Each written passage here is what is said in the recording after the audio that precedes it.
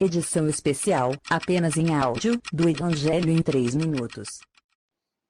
Recapitulando o que nós vimos até aqui, até o capítulo 3 de Apocalipse, as coisas que tens visto e as que são. E quando o Senhor fala para João, ele fala, escreve as coisas que tem visto, as que são e as que depois dessas irão acontecer. Então, Apocalipse até o capítulo 3 foram as coisas que ele viu, ou seja, o Senhor revelando a ele, depois as coisas que são, que é o período da igreja da qual João, aqui na terra, estava fazendo parte naquele momento. Que daí vem as 7 cartas às 7 igrejas. O capítulo 4, depois dessas coisas, ele começa desta maneira. Então são as coisas após o tempo da igreja, após o tempo das coisas que são. E já é um cenário no céu. Ele sobe e vai observar agora o que existe, o que está acontecendo no céu.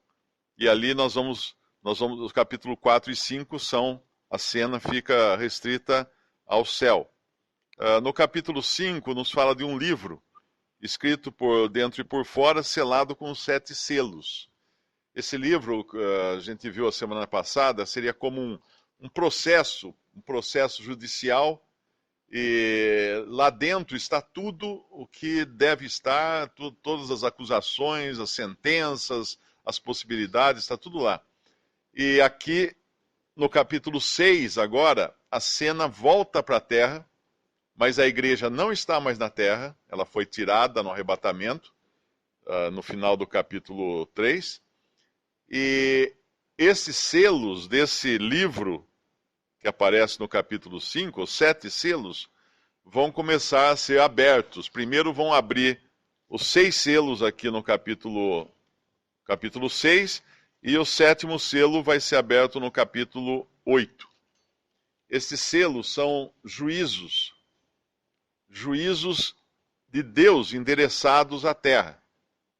Uma vez que o homem rejeitou totalmente Deus, então haverá juízos agora lançados sobre a terra. E é importante nós entendermos que, enquanto a igreja estava aqui na terra, ela sempre foi uma estrangeira, uma peregrina na terra, ela não tinha nada a ver com a terra. A igreja é celestial, na sua origem e no seu destino. Ela veio do céu, por assim dizer, porque é uma obra que o Espírito Santo, vindo do céu, formou aqui na terra o corpo de Cristo, para depois levar essa mesma igreja, ou no corpo de Cristo, ou a noiva do Cordeiro, de volta para o céu. Ela vai aparecer de novo como noiva no capítulo 19 de Apocalipse. Mas enquanto isso, ela não aparece mais. Aqui tudo tem a ver com a terra, com os habitantes da terra, e agora também com os que irão crer nesse tempo de grande tribulação, que é o período em que o Espírito Santo não está mais na terra, e num determinado momento desse tempo, que são 2 partes basicamente, são os 7 anos, a última semana, Septuaginta, é isso que fala? Assim que fala? 70ª semana de Daniel, é a última semana da profecia de Daniel, capítulo 9. E aqui, então, as coisas se passarão na terra, e o caráter das pessoas que vão se converter na terra, haverá judeus que se converterão, passarão a pregar o evangelho do reino, anunciar que o reino está para ser estabelecido, que o rei vai voltar, o mesmo evangelho, ou semelhante ao que João Batista pregava, e a perseguição que eles vão sofrer é um pouco diferente daquela que os mártires cristãos sofreram e continuam sofrendo hoje. Os mártires cristãos, eles sofrem por causa, obviamente, da rejeição que os incrédulos têm de Cristo, contra Cristo. E descarregam toda a sua angústia, toda a sua ira, toda a sua raiva nos cristãos, naqueles que professam o nome de Cristo. Mas lá durante Apocalipse agora, nós vamos ver mártires também. Porém, o caráter deles é diferente, porque eles moram na terra, a esperança deles é terrena, como era de Israel no Antigo Testamento, e Cristo estava para voltar para reclamar o que é seu. Ou seja, para estabelecer o seu reino na terra. Então, esses homens que vão fazer oposição agora, no capítulo 6 em diante, são pessoas que não querem que Cristo reine na terra. Eles vão se opor a Cristo no mesmo caráter dos judeus, dos religiosos, dos fariseus, dos escribas, dos sacerdotes, se opuseram a Cristo quando ele estava aqui. Eles diziam, não queremos que este reine sobre nós. E Cristo vem tomar posse da terra, porque a terra foi criada para ele. Por ele e para ele todas as coisas foram criadas. Ele vai tomar posse. Então, eles não querem realmente abrir mão disso. E agora Deus vai julgar esses que habitam sobre a terra. E aí vem esses selos, então, que são selos de juízo, que o Cordeiro abre no versículo 1 do capítulo 6.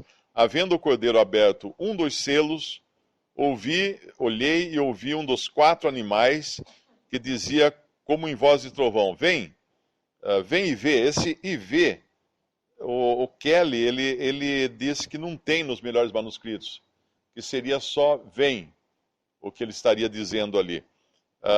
Alguns alegam que IV seria a ordem dada a João para ele observar o que estava acontecendo. Mas, de qualquer maneira, é o Cordeiro quem abre um dos selos, e aí os 4 animais são aqueles que nós vimos no capítulo 4, quando disse, no versículo 6, e havia diante do trono um como mar de vidro, semelhante ao cristal, e no meio do trono e ao redor do trono 4 animais cheios de olhos, por diante e por detrás, e o primeiro animal era semelhante a um leão, e o segundo animal semelhante a um bezerro, e tinha o terceiro animal rosto como de homem, e o quarto animal era semelhante a uma águia voando.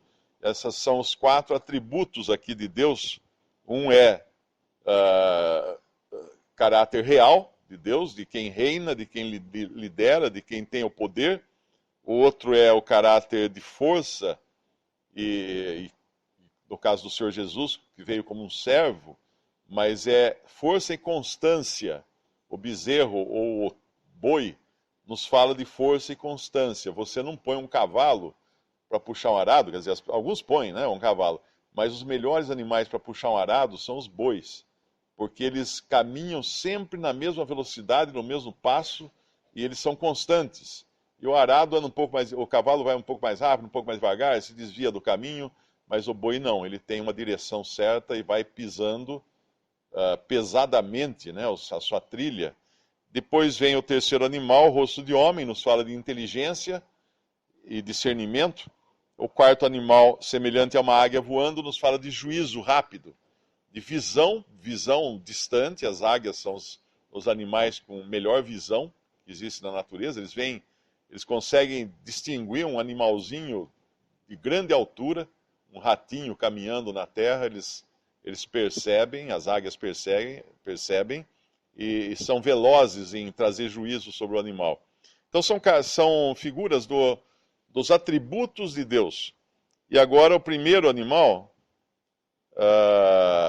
um dos 4 animais, certamente o primeiro aqui, que diz com voz de trovão, olhei e eis um cavalo, e o que estava sentado sobre ele tinha um arco, e foi-lhe dada uma coroa, e saiu vitorioso e para vencer. Uma das dificuldades do livro de Apocalipse é tentar interpretar os símbolos de uma maneira muito direta, porque às vezes a gente erra ao interpretarmos de forma direta. Alguns interpretam esse cavalo, com esse cavaleiro, com essa coroa, como se fosse Cristo, porque na realidade o Senhor vai aparecer mais adiante num cavalo branco também. Mas aqui não é ele, não é Cristo, aqui são juízos que são lançados sobre a terra. Então esse cavaleiro, que não é identificado aqui, alguns falam que é Cristo, mas não é, outros dizem que é o anticristo, poderia ser no que ele está fazendo aqui, mas talvez também não seja, porque esse cavaleiro, ele tem poder, ele tem a licença de Deus para infligir dores, infligir sofrimento, Ele traz um arco, não traz uma espada. O arco nos fala de matar de longe. Ou seja, é alguém que não entra diretamente na batalha, alguém que ordena a batalha, alguém que de longe atira as flechas, mas ele não entra no combate de perto, combate pessoal, porque aí seria uma espada. A espada, sim, é aquele que entra em combate direto. Ele tem a coroa, mas não é uma coroa genuína, não é dele essa coroa. Ele não herdou essa coroa, ele não tem direitos a essa coroa. Ele recebe a coroa. Tem um irmão que ele compara isso aqui como se fosse Napoleão, que não era de linhagem real, mas ele assumiu o reino na França e declarou-se a si mesmo imperador da França. Mas ele não tinha sangue real. Então é dada uma coroa a esse, ou seja, é uma pessoa que não tem uma origem de realeza, e ele sai vitorioso e sai para vencer.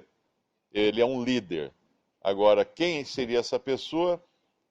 Acho que não cabe a nós aqui interpretar isso, porque o remanescente de convertidos, de judeus convertidos que vão viver nessa época, provavelmente eles vão entender quem é essa figura que Deus vai enviar.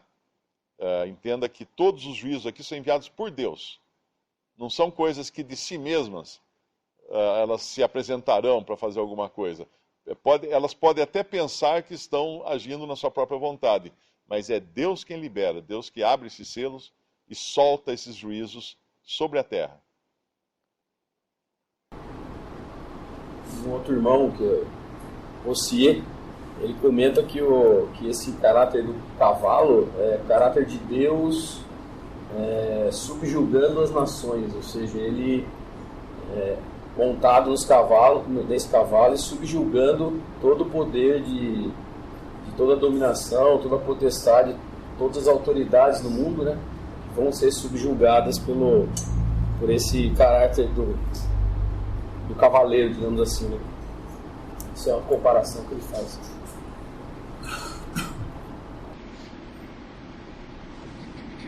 E a gente sempre vai encontrar na palavra de Deus, como o Mário falou, não nos é dado o pensar, ou seja, eu penso que é isso ou eu penso que é aquilo. Isso na palavra de Deus não existe.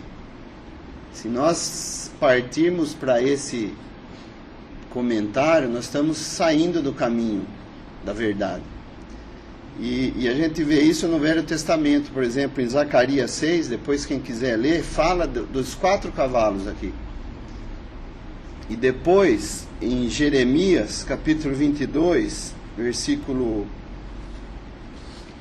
6 em diante, fala assim: porque assim diz o Senhor acerca da casa do rei de Judá: tu és para mim Gileade e a cabeça do Líbano, mas por certo que farei de ti um deserto e cidades desabitadas, porque preparei contra ti destruidores, cada um com as suas armas, e cortarão os seus cedros escolhidos e lançá-losão no fogo.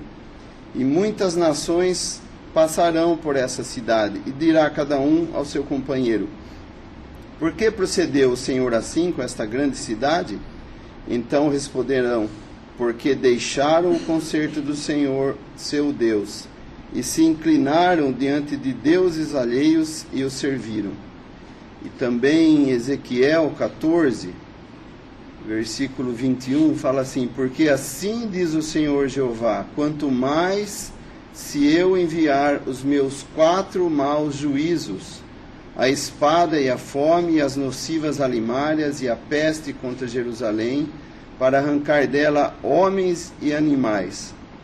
Mas eis que alguns restarão nela, que serão levados para fora.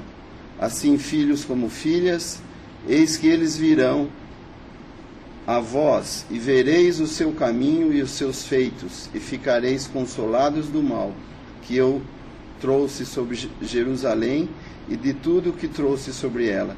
Sereis consolados quando virdes o caminho e os seus feitos, e sabereis que não fiz sem razão tudo quanto tenho feito nela, diz o Senhor Jeová. Então nós vemos que geralmente a gente escuta dos homens, né, falando assim, nossa, se Deus é Deus de amor, por que Ele vai fazer tudo isso, vai trazer todo esse mal sobre a terra? Mas quando nós começamos a pensar assim, nós tiramos nossos olhos do real valor da obra de redenção que Deus, através do seu Filho Jesus Cristo, realizou. Porque nós, eu falo assim, os pecadores são dignos de juízo, por terem aqueles que rejeitam ou que rejeitarem a Cristo e a sua obra, vão ser dignos 100% de juízo. Não deve haver perdão. E isso com toda a justiça. E eles mesmos vão entender isso. Eles vão ter que confessar que deveriam ter aceitado a Cristo, a oferta de Deus, a oferta gratuita, em graça, mas rejeitaram. Então eles são dignos realmente de todo juízo. E Deus também é justo em fazer isso. Ele não está agindo com maldade proposital, mas não, porque custou, e custou muito a Ele, dar o seu único filho. E por isso que nós vemos, no final de tudo, sempre, Deus sendo louvado. Porque até nos seus juízos, Ele é digno de louvor. Para que ao nome de Jesus se dobre todo o joelho dos que estão nos céus e na terra e debaixo da terra, e toda língua confesse que Jesus Cristo é o Senhor, para a glória de Deus Pai. Isso está em, acho que é Filipenses, é isso? Eu estou lendo o quadro de longe, a letra é pequena. Filipenses 2. No final, como o irmão falou, tudo e todos vão reconhecer Deus e a justiça e Cristo como Senhor absoluto sobre tudo. E aqui, nessa sequência de juízos que vão cair, são quatro juízos, depois 4 selos relacionados aos 4 animais, e depois os outros selos. Tudo aqui, a gente, olhando de cima, de uma maneira geral, é uma guerra. A gente vê todas as características de uma grande guerra. Primeiro tem o que sai para lutar, vitorioso, para vencer. Existe, então, o movimento aqui de guerrear. Aí no versículo 2 e 4, 3 e 4, esse outro cavalo vermelho, ao que estava sentado sobre ele, foi dado que tirasse a paz da terra. E tirar a paz das terras nada mais é do que guerra. Só que aqui tudo indica que é uma revolução já, porque fala que matassem uns aos outros. E foi-lhe dada uma grande espada. Isso aqui provavelmente é uma consequência do primeiro selo. Entra então uma confusão geral no mundo e as pessoas acabam se matando uns aos outros, em revoluções, em brigas, em guerras internas. Aí o outro selo, no capítulo 5, no versículo 5, havendo aberto o terceiro selo, ouvi dizer o terceiro animal, vem e vê, e olhei, e eis um cavalo preto, e o que sobre ele estava sentado tinha uma balança na mão. E ouvi uma voz no meio dos 4 animais que dizia, uma medida de trigo por 1 dinheiro, e 3 medidas de cevada por 1 dinheiro, e não danifiques o azeite e o vinho. Isso aqui é a carestia que se segue a uma guerra, a um tempo de guerra. Falta comida agora. Mas falta comida para quem? Para os pobres. Porque falta o alimento básico. Trigo, cevada. Mas não falta as vantagens que são geralmente para os ricos. Azeite e vinho, que é o supérfluo aqui. E isso numa guerra acontece isso também. Os pobres perdem tudo, passam fome, morrem de fome, mas os ricos conseguem se resguardar, eles têm os seus depósitos, eles têm as suas vantagens. Um perigo de se tentar interpretar o Apocalipse segundo os dias de hoje Eu me lembro que nos anos 80, em 82, acho que mais ou menos, 82, 83, eu trabalhava em São Paulo e aí eu indiquei para trabalhar no banco um irmão que foi quem pregou o evangelho para mim. Quem tinha pregado o evangelho para mim em 1977, 78. E ele começou a trabalhar e nós conversávamos muito sobre a palavra. Ele reunia, não sei se uma igreja batista ou alguma coisa assim, e ele teimava que o Apocalipse é para hoje, temos que interpretar para hoje. Então, como naquela década de 80 estava uma crise muito forte no Brasil, teve aqueles planos, plano cruzado, plano que sumiu a comida das prateleiras do supermercado. Você ia no supermercado, quando fixaram o preço de tudo, não tinha mais o que comprar, porque ninguém abastecia mais o supermercado. Ele falava com todas as letras que, pronto, tínhamos chegado no quarto selo. Isso aqui era a carestia, a crise, que estava faltando comida, então era isso, o Apocalipse estava se cumprindo ali. Bom, mal sabia ele quantos apocalipses ainda iam se cumprir, né? Quantas crises nós iríamos ver nesse mundo, quantas guerras ainda, quantas dificuldades, quanta fome dos anos 80 para cá iriam acontecer. Então, o perigo de se interpretar o Apocalipse segundo os acontecimentos dos jornais é esse, porque isso sempre existiu. Só que aqui é específico para um momento que é futuro ainda. E aí vai ser isso daqui. Justamente isso, quando vai haver fome, haver carestia, ocasionada também pela consequência também dos que se matam uns aos outros, no versículo 4, da paz da terra que é tirada, e também do versículo 2, do que sai vitorioso e para vencer.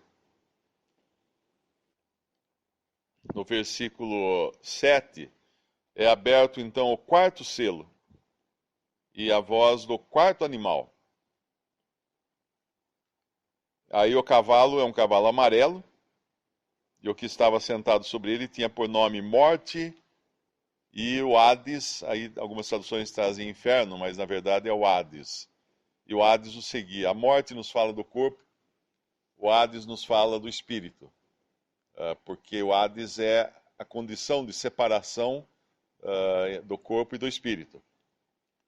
E aqui ele vai matar, é dado poder a ele para matar a quarta parte da terra. Com espada, com fome, com peste e com as feras da terra. Quando nós ouvimos falar da terça parte da terra, é a terra de Israel. A quarta parte da terra é o restante do mundo. Provavelmente isso aqui nos fale das aflições que acontecerão em todo o mundo, fazendo uma certa distinção aqui com Israel.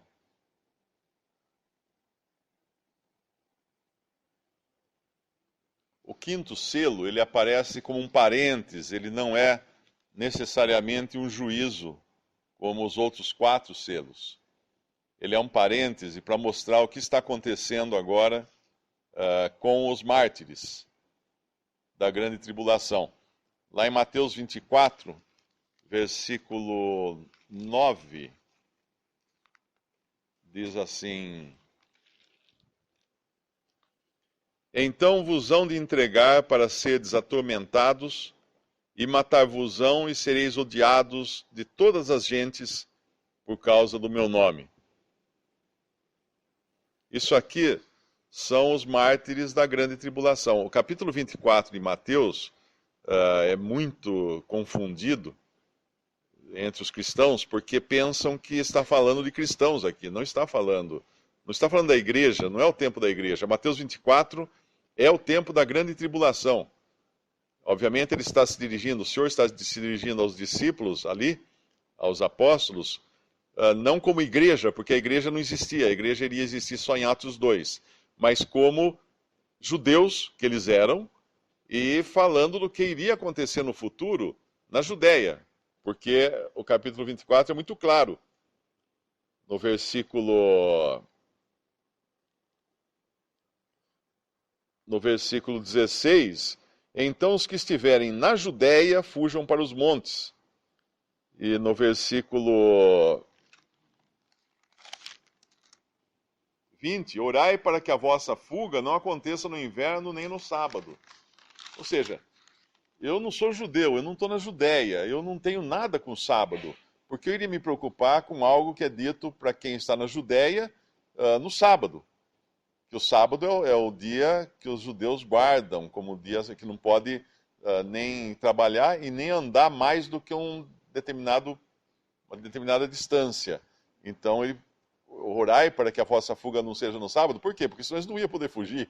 Eles só podiam caminhar alguns metros apenas e parar, para não transgredir a lei do sábado. Então, o capítulo 24 de Mateus não é igreja, é a terra, é a tribulação, não tem nada a ver com a igreja, não tem nada a ver com o arrebatamento, aquele versículo que fala lá no capítulo 24, estarão dois no campo, eu não lembro qual é o versículo agora. 40. Isso. Para entender esse versículo 40, é preciso ler um pouquinho antes o versículo... E como foi, 37, e como foi nos dias de Noé, assim será também a vinda do Filho do Homem, porquanto assim como nos dias anteriores ao dilúvio, comiam, bebiam, casavam, davam-se em casamento, até um dia em que Noé entrou na arca, e não o perceberam até que veio o dilúvio, e os levou. Levou a todos. Levou para onde? Levou para a morte. O dilúvio levou para a morte. Aí ele faz a comparação, no versículo 40. Então, estando dois no campo, será levado um e deixado o outro. Levado para onde? Para a morte. É juízo. Juízo vindo sobre os habitantes da terra. Não é arrebatamento aqui, não tem nada a ver com a igreja. E quando fala do que perseverar até o fim, será salvo, no versículo 13. Mas aquele que perseverar até o fim será salvo. Esse salvo não é a salvação da alma. Para entender isso, tem um versículo que fala: se esses dias não fossem abreviados, nenhuma carne se salvaria. Estou tentando achar aqui o versículo. 22, isso. Obrigado. E se aqueles dias não fossem abreviados... E o versículo 21, porque haverá então grande aflição, como nunca houve desde o princípio do mundo até agora, nem tampouco há de haver. E se aqueles dias não fossem abreviados, nenhuma carne se salvaria. Mas por causa dos escolhidos, serão abreviados aqueles dias. Quem são esses escolhidos? Os escolhidos desde a fundação do mundo, para entrar no reino terrestre de Cristo. Eles estarão a salvo no seu próprio corpo e poderão caminhar e entrar no reino. Então lá, quando nós voltamos lá para Apocalipse, nós vamos ver esses mártires, os que vão morrer, clamando no versículo, eles aparecem debaixo do altar, as almas dos que foram mortos, no versículo 9, por amor da palavra de Deus, por amor do testemunho que deram, ou seja, eles entregaram os seus corpos em sacrifício a Deus. Por isso que eles estão debaixo do altar. Eles foram, e Deus aceitou a eles como sacrifício. Mas no versículo 10 mostra também que não tem nada a ver com a igreja, porque eles clamavam com grande voz, dizendo: até quando, ó verdadeiro e santo dominador, não julgas e vingas o nosso sangue dos que habitam sobre a terra? Obviamente, nenhum cristão iria pedir vingança para os seus oponentes. Pelo contrário, nós vemos o exemplo do Estevão sendo apedrejado, ele pede para perdoar. O próprio Senhor também pediu para perdoar os seus algozes. Mas aqui é outro caráter. Os que habitam sobre a terra são aqueles que não querem nada com as coisas espirituais do céu. Eles vão se negar a entregar a terra para Cristo.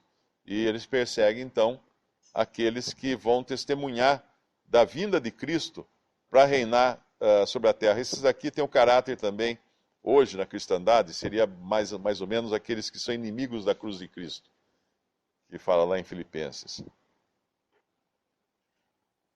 E rapidamente, o sexto selo, ele é o que a gente chamaria aqui da puxada do tapete, né?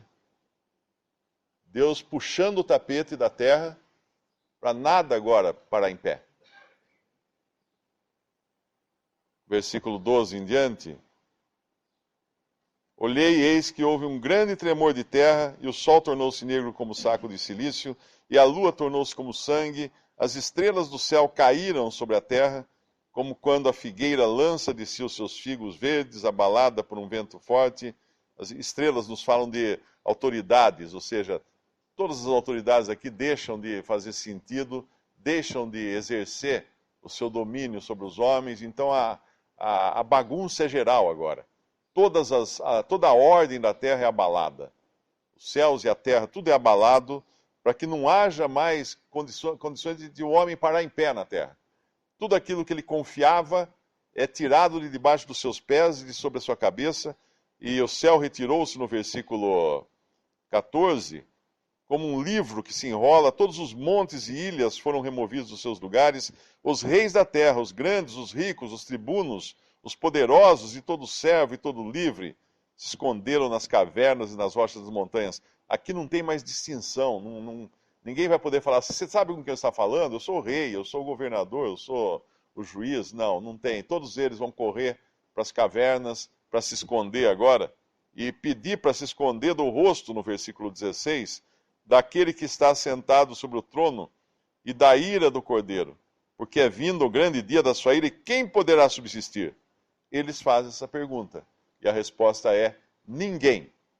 E aqui, mais uma vez, aquela bobagem que é as pessoas ficarem procurando o cumprimento das profecias de Apocalipse hoje e ficar olhando para a lua. A lua vai ter uma lua vermelha agora, não sei quando, então é o fim do mundo. Aí coloca lá um monte de vídeo no YouTube para dizer que é aqui, essa lua vermelha, então é isso que está acontecendo. Mal sabe, quem pensa assim não sabe o que é isso aqui. Quando fala lá em Mateus, um abalo, né, como nunca houve e nunca haverá. Então nada na história da humanidade se compara a esta cena aqui. Quando ninguém vai parar em pé, literalmente tudo vai cair, tudo vai ruir. E ainda o pior está por vir. Isso que é estarrecedor para a gente, como nós devemos de ser gratos, né, a Deus por ter providenciado a salvação. Só uma observação, já deu nosso horário aqui. No versículo 10 vou te perguntar onde que nós vamos estar nesse momento aqui, né? Versículo 10 do capítulo 5 ele fala, para o nosso Deus os fizesse reis e sacerdotes, e eles reinarão sobre a terra. 11 também, e olhei e ouvi a voz de muitos anjos ao redor do trono, e dos animais, dos anciãos, e era o número deles milhões e milhões e milhares e milhares.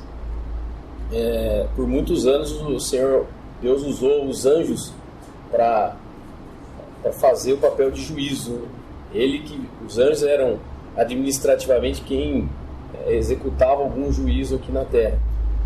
E nesse momento aqui houve uma diferença. Quem vai estar junto com o Senhor atuando, né, nos juízos seremos nós. Então, e os anjos eles estavam aqui, né? A gente vê eles estavam louvando, né? Ao redor do trono milhões e milhões. Então eles estão louvando o Senhor, como se eles estivessem numa posição não mais de ação direta, mas eles estão louvando tudo aquilo que está acontecendo. E nós vamos estar julgando o mundo junto com o Senhor.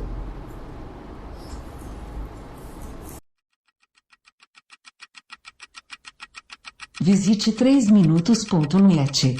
Dúvidas? Visite respondi.com.br. Adquira os livros ou baixe o e-book.